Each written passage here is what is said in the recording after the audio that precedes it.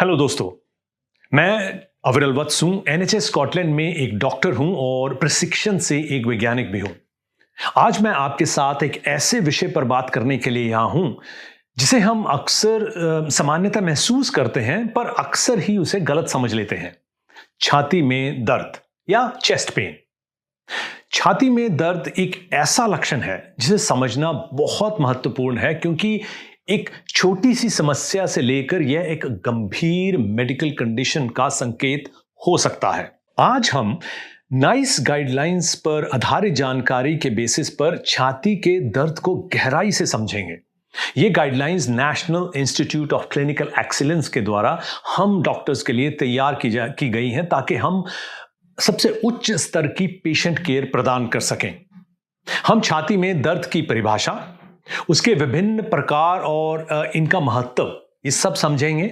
हम इसके विभिन्न कारणों को समझेंगे, डायग्नोसिस के प्रोसेस को जानेंगे और इसके जो प्रबंधन रणनीतियां यानी कि मैनेजमेंट स्ट्रेटजीज हैं उनको समझेंगे, ताकि आपको ज्ञान और समझ मिल सके। तो चाहे आप एक प्रोफेशनल हेल्थ केयर वर्कर हों, एक मेडिकल स्टूडेंट हों, या केवल स्वास्थ्य और कल्याण को समझने में रुचि रखते हों, यह वीडियो आपको छाती में दर्द को प्रभावी और कुशलता से संभालने में मूल्यवान अंतर्दृष्टि प्रदान करने के लिए डिजाइन किया गया है।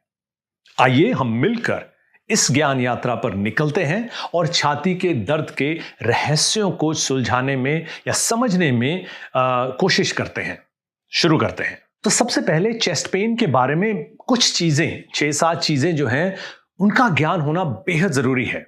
ये वो चीजें हैं दर्द के बारे में जिससे हमें मदद मिलती है कि चेस्ट पेन को डायग्नोस कर सकें कि ये किस कारण से हो सकता है, और उस पर निर्भर करता है कि हमें कितनी तेजी से, कितनी तीव्रता से उसका इलाज करना है, ताकि हम जान को बचा सकें। तो सबसे पहले उसमें आता है कि साइट क्या है, छाती का दर्द जो है वो हो कहां रहा है एग्जैक्टली। वो छाती के सेंटर में हो सकता है, लेफ्ट साइड में हो सकता है, राइट साइड में, पूरी छाती पर हो सकता है, पीठ में हो सकता है। तो दर्द जो है वो कहां पे एग्जैक्टली है, इसके ऊपर आप अपना ध्यान जरूर लेके जाएं और याद रखें कि यहां से आपको अपने दर्द की बात शुरू करनी है। उसके बाद आती है कि इसकी जो ऑनसेट थी वो कितनी जल्दी शुरू हुआ, और अपनी तीव्र जो उसकी मैक्सिमम इंटेंसिटी थी वहां पर वो कितनी जल्दी पहुंचा। जैसे कि अगर कोई ऐसा दर्द है जो 5-10 मिनट में बहुत तेज हो गया, आप सहन नहीं कर पा रहे हैं, या कुछ दूसरा ऐसा दर्द है जो पिछले 4 दिन से धीरे धीरे धीरे धीरे बढ़ रहा है। ये दोनों दर्द के जो डायग्नोसिस है वो अलग अलग हो सकते हैं। जो हार्ट का, जिसका अक्सर हमें डर लगता है, हार्ट अटैक का दर्द बहुत जल्दी तीव्रता से इंटेंसिटी में वो बढ़ता है, तो उसकी जो ऑनसेट है वो हमें जाननी बहुत जरूरी है, कितनी तेजी से वो बढ़ा। उसके बाद आती है बात कैरेक्टर की, किस तरह का दर्द है।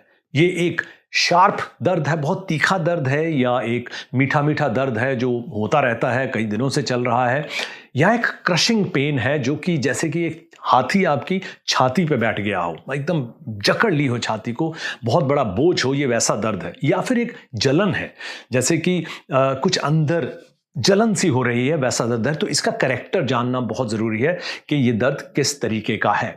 फिर उसके बाद आती है कि बात रेडिएशन की, मतलब कि ये दर्द जो है वो जहां से भी शुरू हुआ वो उसके बाद जा कहां रहा है। उसकी एक उदाहरण दूं तो अगर सेंटर में छाती के दर्द शुरू होता है, एकदम से तेज होता है, आपके जवाड़े की तरफ, गर्दन की तरफ, लेफ्ट शोल्डर, लेफ्ट आर्म की तरफ जाता है, कई बार पीठ में भी चला जाता है, ऐसा दर्द वो हार्ट अटैक हो सकता है। तो उसकी रेडिएशन जो है वो जानना बहुत जरूरी है।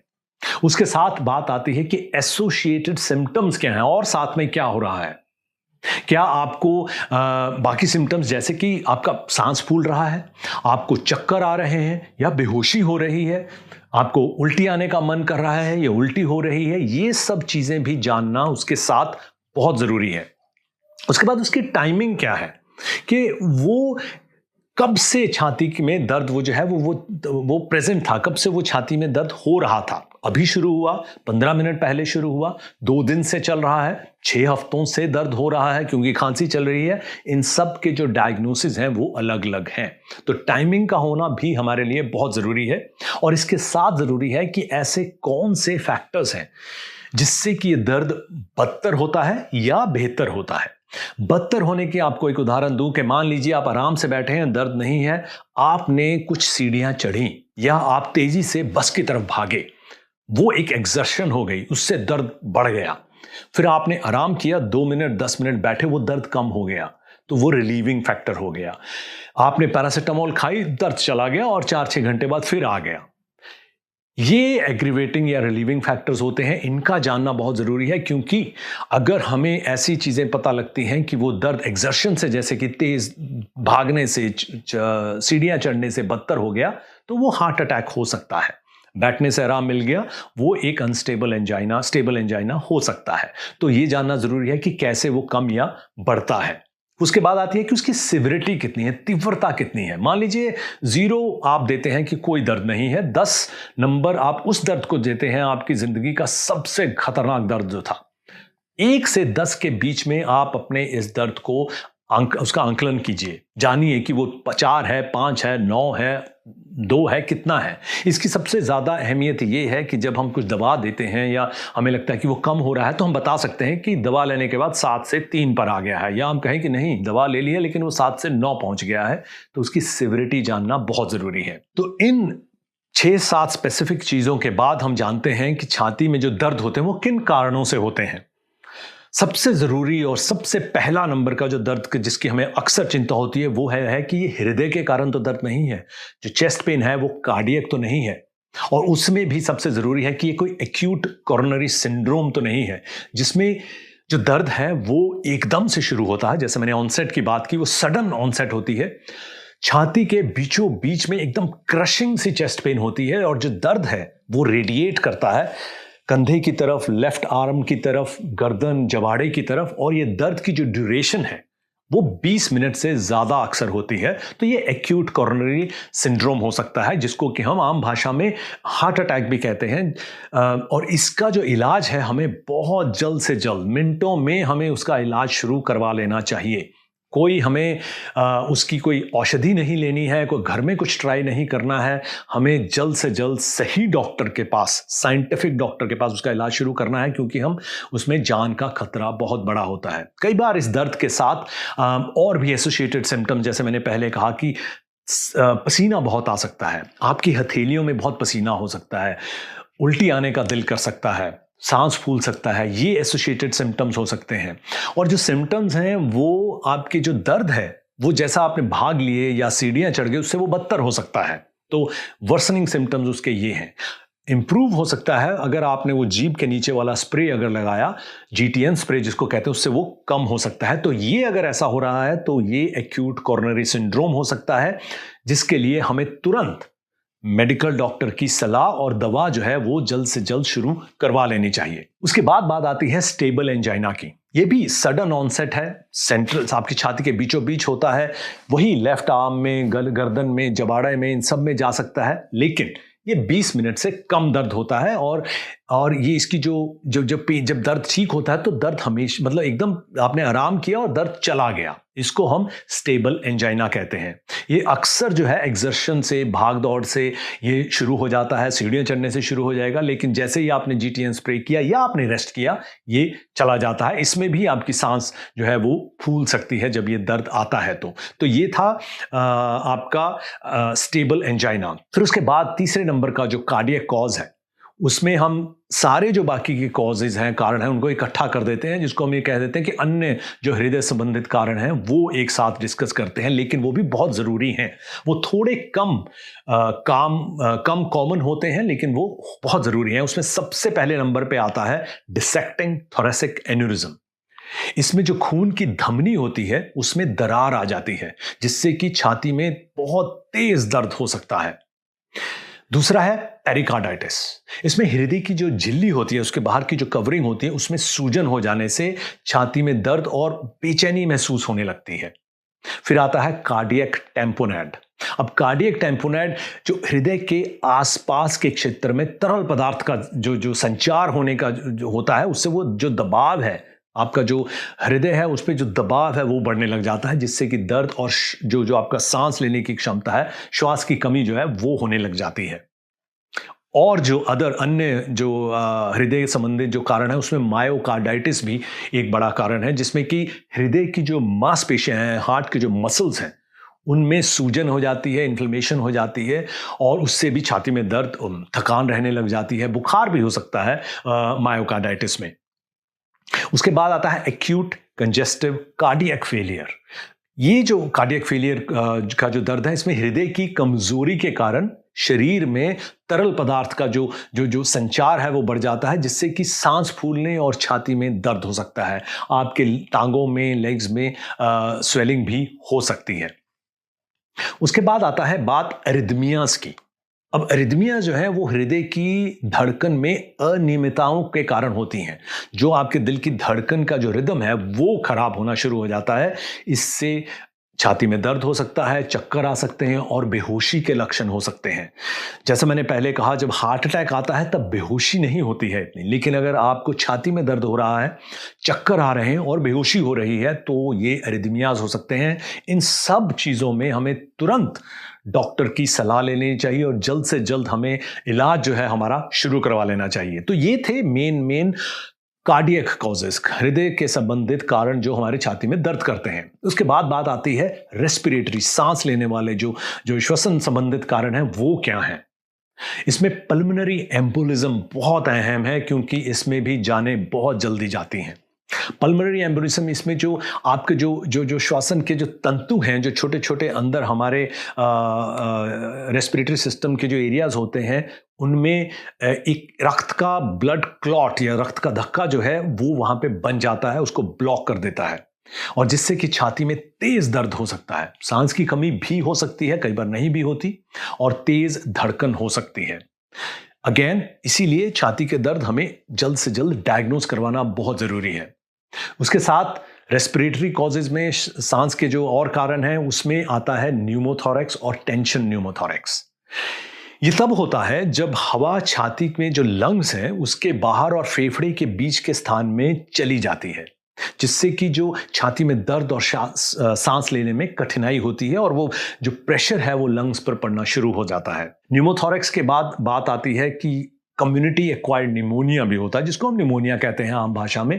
इसमें बीमारी में फेफड़ों में संक्रमण हो जाता है। कोविड में भी निमोनिया होता था, बैक्टीरिया भी ऐसे हैं जो जो निमोनिया करते हैं, जिससे कि छाती में दर्द, बुखार और खांसी के लक्षण हो जाते हैं। अब याद रहे, जो निमोनिया का दर्द है वो आपको 5 मिनट में तीव्र, एकदम से बहुत तीव्र नहीं होगा, वो धीरे धीरे खांसी और उसके बाद 2-3 दिन में बिगड़ना चालू होगा, और उसकी जो ड्यूरेशन है, उसकी जो किस्म है, वो अलग होगी हार्ट अटैक से। उसके बाद बारी आती है अस्थमा की। अस्थमा के दौरान हवा की जो नलियां होती हैं वो संकुचित हो जाती हैं, उनमें इन्फ्लेमेशन हो जाती है, जिससे छाती में दर्द और खांसी और सांस लेने में बहुत कठिनाई हो सकती है। अगेन, अस्थमा का जो दर्द होगा, छाती का जो दर्द होगा, उससे पहले आपको सांस के जो सिम्टम है वो ज़्यादा प्रोमिनेंट होंगे, वो ज़्यादा दिखेंगे, तो उससे मालूम चल सकता है हमें कि ये छाती का दर्द है, वह शायद अस्थमा के कारण है।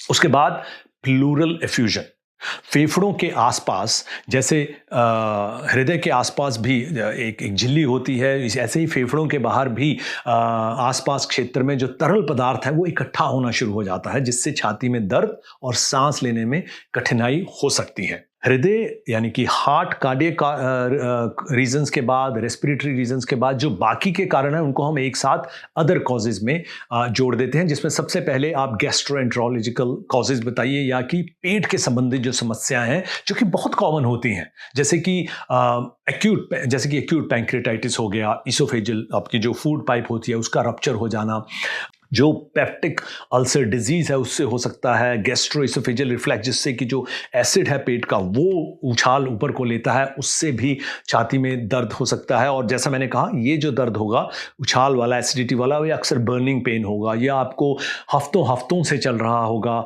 आपने कुछ ठीक ठाक खा लिया तो उससे कम हो जाता है, आपने स्पाइसी चीज़ खा ली तो उससे बदतर हो जाता है। लेकिन पहली बार जब ये चीज़ें शुरू होती हैं तब हमें रूल आउट करवा लेना चाहिए कि ये कोई डेंजरस वाला दर्द तो नहीं है। एक बार वो एस्टेब्लिश हो जाता है, फिर हम उसको एसिडिटी की तरह या गैस्ट्रिक रिफ्लक्स की तरह उसको ट्रीट कर सकते हैं। इन सब के साथ साथ एक अगला जो कारण है गैस्ट्रो इसोफेजियल कारणों के बाद आता है मस्कुलोस्केलेटल। मांसपेशियों के कारण भी जो दर्द है छाती का वो रह सकता है, जिसमें कि ऐसी समस्याएं आती हैं जिसमें रिब का फ्रैक्चर हो जाना, आपकी पसली जो है वो फ्रैक्चर हो जाती है। उसमें अगर आप गहरी सांस अंदर लेते हैं तो आप एंड में जाके रुकना पड़ता है, क्योंकि एकदम से वो दर्द बढ़ जाता है, आपकी जो सांस है वो एक तरह से पकड़ी जाती है। वो रिब फ्रैक्चर के कारण हो सकता है। कॉस्टोकॉन्ड्राइटिस जो कि इन्फ्लेमेशन है जॉइंट्स की, वो उसके कारण दर्द हो सकता है। और स्पाइनल जो डिसऑर्डर्स हैं उसके कारण भी छाती में दर्द जो है वो हो सकता है। लेकिन ये सारे जो दर्द हैं, जो मांसपेशियों के दर्द हैं, ये पैरासीटामोल से कम हो सकते हैं, थोड़ी स्ट्रॉन्ग पेन किलर से कम हो सकते हैं। और इनका जो दर्द का बदतर होने का है कि जब आप उस पर दबाते हैं तो दर्द होता है, लेकिन जो कार्डियक पेन होगी, रेस्पिरेटरी पेन होगी, उसका दबाने से या ना दबाने से कुछ खास असर नहीं होगा। तो ये एक छोटा सा उदाहरण हो सकता है उसको डिफरेंशिएट करने का। लेकिन मैं फिर कह रहा हूं, सबसे पहले उसको डायग्नोज करवाना चाहिए एक स्पेशलिस्ट के पास जाकर। इसके अलावा जो मिसलेनियस कॉजेज हैं उसमें कैंसर हो सकता है, हर्पीज जोस्टर जो होती है, जिसको हम सुतली कहते हैं, पंजाबी में तो यही कहा जाता है, वो शरीर के एक साइड में दाने निकल आते हैं, वो बहुत तेज दर्द करती है, बहुत ही स्पेसिफिक एरिया में आती है, वो कभी भी मिड लाइन को क्रॉस ओवर नहीं करती, दोनों साइड नहीं होती, एक ही साइड होती है। और अन्य विभिन्न कारण में छाती में दर्द को, जैसे अलग अलग चीजें हैं जो उसको और बढ़ा देती हैं। तो इनमें से कुछ कारण बहुत ही गंभीर हो सकते हैं और तुरंत चिकित्सा की आवश्यकता हो सकती है, जैसा मैं बार बार कह रहा हूं। उसके बाद बात आती है जो नॉन स्पेसिफिक चेस्ट पेन्स होती हैं, उनमें भी अभी भी कुछ ऐसे कारण हैं जो नॉन स्पेसिफिक हो सकते हैं, जिसमें तकरीबन 15-16% ऐसे लोग होते हैं जिनको हम बता नहीं सकते कि वो छाती का दर्द क्यों हो रहा है। तो ये भी चलता है कि हमने इन्वेस्टिगेट कर लिया, उसके बाद भी हमें मालूम नहीं चला कि वो क्यों हो रहा है, तो उसको हम कह देते हैं कि ये गैर विशिष्ट छाती का दर्द उसको कहा जाता है। उसका सही कारण पता लगाना महत्वपूर्ण हो सकता है, क्योंकि जैसा मैंने कहा कि ये अन्य गंभीर कारणों से जो है ये हो सकता है। अब कुछ एग्जाम्पल्स थोड़ी सी देख लेते हैं, जिससे कि हमें थोड़ा अंदाजा हो जाएगा कि ये छाती के जो दर्द है वो किस तरह से प्रेजेंट करते हैं, किस तरह से हमारे सामने हो सकते हैं। मान लीजिए आप तकरीबन 40 वर्षीय मेल हैं, डैनी नाम लगा लीजिए आप, और अचानक से छाती के बीचों बीच तेज दर्द महसूस कर रहे हैं और सांस लेने में कठिनाई हो रही है। तो संभावित कारण हो सकता है कि एक्यूट कोरोनरी सिंड्रोम या स्थिर एंजाइना, स्टेबल एंजाइना, दोनों में से कुछ भी ये हो सकता है। दूसरी एग्जांपल जैसे रेस्पिरेटरी कॉज की मैं लूं, कोई फीमेल ले लेते हैं, 35 साल की फीमेल ले लीजिए, नाम सीता रख लीजिए, उनकी छाती में दर्द महसूस कर रही हैं और उन्हें बार बार खांसी आ रही है। तो उसका संभावित कारण जो, जैसा मैंने पहले कहा कि कम्युनिटी एक्वायर्ड निमोनिया हो सकता है, या इवन अस्थमा है, वो भी इस तरह से प्रेजेंट कर सकता है, खांसी और उसके साथ छाती का दर्द। जो बाकी गैस्ट्रोइसोफेजियल जैसे कारण हैं, तो 40 वर्षीय राज हैं जिनकी छाती में जलन और दर्द महसूस कर रहे हैं, जो कि जैसे ही वो झुकते हैं आगे को कुछ उठाने के लिए, वो दर्द बदतर होता है। सुबह सुबह कई बार वो दर्द ज़्यादा बदतर होता है। वो एंटासिड लेते हैं तो दर्द थोड़ा कम हो जाता है। वो शायद स्मोकिंग करते हैं, अगर वो स्मोकिंग करते हैं तब भी वो दर्द है जो बदतर हो सकता है। तो ये एसिडिटी वाला या गैस्ट्रोइसोफेजियल रिफ्लक्स का दर्द जो है वो हो सकता है।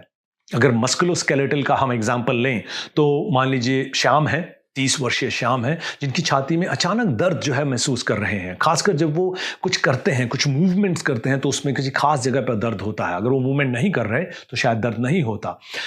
अगर वो पैरासीटामोल लेते हैं, आइबुप्रोफेन लेते हैं, तो वो दर्द काफ़ी कम हो जाता है। तो ये एक मस्कुलोस्केलेटल दर्द हो सकता है। जैसे मैंने कहा कि कोई बुजुर्ग हैं, वो गिर गए, हालांकि बहुत दूर बाहर से कोई चोट नहीं लग रही, लेकिन उनको जब सांस लेते हैं तो दर्द होता है छाती में।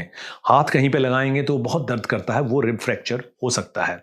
उसमें करना कुछ नहीं है, लेकिन जो ब्रीदिंग है उसको हमें ठीक रखना है और दर्द को कम करना है, तो वो एक मस्कुलोस्केलेटल कॉज हो सकता है। मिसलेनियस कारणों में मान लीजिए को मीना है, जिनकी उम्र है 55 वर्षीय, उनकी छाती में दर्द है और त्वचा पर रैश महसूस कर रही है, मतलब वही दाने निकलने लग गए हैं, दर्द हो रहा है और दाने निकलने लग गए हैं। तो ये संभावित है हर्पेस जोस्टर का, जो जैसा मैंने कहा वो हो सकता है, लेकिन ये कैंसर का भी दर्द हो सकता है। तो इसीलिए इसकी जांच करवानी बहुत जरूरी है। बार बार मैं कह रहा हूं कि हमें घर बैठकर औषधियां खाकर देसी इलाज करके ये सारे दर्दों को बदतर नहीं करना है, स्पेशलिस्ट से उसको डायग्नोज जरूर करवा लेना है। एक नॉन स्पेसिफिक चेस्ट पेन की एग्जांपल दूं तो वो अक्सर बहुत यंग लोगों में होता है। 24-25 साल के अर्जुन हैं या खालिद हैं, बार बार छाती में दर्द महसूस कर रहे हैं, लेकिन डॉक्टर कोई विशिष्ट कारण नहीं बता पा रहे। पैरासीटामोल, आइबुप्रोफेन जैसी दवाएं लेते हैं तो ठीक हो जाता है, लेकिन कोई मांसपेशियां भी ठीक हैं, तो वो एक नॉन स्पेसिफिक गैर विशिष्ट छाती का दर्द हो सकता है। इन उदाहरणों से आपको हर कारण को बेहतर समझने में मैं उम्मीद करता हूं कि वो कुछ मदद मिलेगी और आप इससे अपने जीवन में जोड़ सकेंगे। अब बात करते हैं कि जो निदान प्रक्रिया है, यानी कि डायग्नोसिस का जो प्रोसेस है, उसके बारे में थोड़ी बात करते हैं। छाती में दर्दों के कारण को सही से समझने के लिए विभिन्न निदान प्रक्रियाएं की जाती हैं। यहां मैं आपको कुछ मुख्य निदान प्रक्रियाओं के बारे में, यानी कि डायग्नोस्टिक प्रोसेसेस के बारे में आपको थोड़ा बताना चाहूंगा। सबसे पहला तो जैसा मैंने शुरू से कर रहे हैं, मेडिकल हिस्ट्री, वो बहुत जरूरी है। वो जितनी डिटेल में आप बता सकें और देखें कि आपके डॉक्टर वो पूछ रहे हैं, तो वो डायग्नोसिस करने में बहुत हेल्प करती है। तो डॉक्टर आपको आपके लक्षण पूछेंगे, पिछली बीमारियां और परिवार के जो इतिहास है बीमारियों का, फैमिली मेडिकल हिस्ट्री जो है वो भी उसके बारे में सवाल आपको करेंगे। ये उन्हें, जो डॉक्टर्स हैं, उनको इस स्थिति को बेहतर तरीके से समझने में मदद करेगा बिना आपको इवन हाथ लगाए। मेडिकल हिस्ट्री से ही हम, जो आपके लक्षण, उसी से हम काफ़ी डायग्नोसिस कर सकते हैं, जैसा मैंने आपको पहले एग्जाम्पल दे देकर बताया। उसके बाद बात आती है फिजिकल एग्जामिनेशन की डायग्नोस्टिक प्रोसेस में। तो डॉक्टर आपकी शारीरिक परीक्षण करेंगे, जिसमें कि ब्लड प्रेशर लिया जा सकता है, दिल की धड़कन जो है उसकी गति देखी जा सकती है, उसका रिदम देखा जा सकता है, आपकी रेस्पिरेशन, श्वास की जो गति है वो देखी जा सकती है। ये उन्हें आपकी जो स्थिति है और उसके बारे में और अधिक जानकारी प्रदान करेगा अगर जब हम मेडिकल जो एग्जामिनेशन है वो करते हैं। उसके बाद उसके देखिए तीसरे नंबर पे बात आती है इन्वेस्टिगेशन की, जांच करवाने की। तो मेडिकल हिस्ट्री और एग्जामिनेशन भी बहुत जरूरी है। कई बार जांच की भी जरूरत नहीं पड़ती, आप इलाज इन दो चीजों के बिना पर ही शुरू कर सकते हैं। तो इन्वेस्टिगेशन जो है, तो आवश्यकता पड़ने पर डॉक्टर जो है विभिन्न जांचें करवा सकता है, जैसे कि ईसीजी हो गया, इलेक्ट्रोकार्डियोग्राम, जिसमें आपकी एक तरह का छाती का जो ट्रेस है वो लिया जाता है कि जो दिल की धड़कन है वो ठीक तरह से हो रही है या नहीं। एक्सरे लिया जा सकता है छाती का। ब्लड टेस्ट कुछ हैं जो किए जा सकते हैं, जिसमें कि क्विकली देखा जा सकता है कि हार्ट अटैक तो नहीं था, या ये पल्मोनरी एम्बोलिज्म, जो ब्लड क्लॉट है वो जो आपके लंग्स में चला गया, वो तो नहीं था। तो ऐसे ब्लड टेस्ट किए जा सकते हैं। कुछ इमेजिंग की जा सकती है, जगह अगर आपको ये हमें शक हो कि ये कहीं डिसेक्टिंग एओर्टिक एन्यूरिज्म, जो धमनी में दरार पड़नी, उसकी दीवार में जो दरार पड़ी है, अगर वो दरार बढ़ती जाती है तो जो आपका खून है वो आपकी धमनी की मेन जो वेसल, उसमें जाने की बजाय दरार में से जाना निकल जाता है, तो वो बस्ट कर सकती है, वो लीक कर सकती है और आप बहुत जल्दी जो है वो इंसान की मृत्यु हो सकती है। तो उसको जानने के लिए हमारे पास अलग से इमेजिंग टेस्ट हो सकते हैं। तो आपकी जो मेडिकल हिस्ट्री है, आपकी जो मेडिकल एग्जामिनेशन है, जो फैमिली हिस्ट्री है, ये सारी चीज़ें बहुत ही क्रूशल हैं डिसाइड करने के लिए कि इन्वेस्टिगेशन जो है वो क्या करवानी चाहिए, जो कि मैंने अभी आपको बताई। तो कंक्लूजन में, निष्कर्ष में अगर मैं आपको बोलूं कि दोस्तों, हमने आज छाती के दर्द में विभिन्न कारणों, उसकी पहचान और प्रबंधन के बारे में बात की है। छाती का दर्द कई कारणों से हो सकता है, जैसे कि हृदय, श्वसन, पाचन और मांसपेशियां, यानी कि कार्डियक, रेस्पिरेटरी, गैस्ट्रोइंटेस्टिनल या मस्कुलोस्केलेटल मांसपेशी संबंधित कारण भी हो सकते हैं। ये बहुत महत्वपूर्ण है कि हम इसे शीघ्र ही पहचानें और उचित उपचार प्रारंभ करें। Early diagnosis and treatment is key in chest pains. After early diagnosis, early सबसे पहले उसका जो डायग्नोसिस बनाने के बाद हमें क्विकली ट्रीटमेंट शुरू करना है।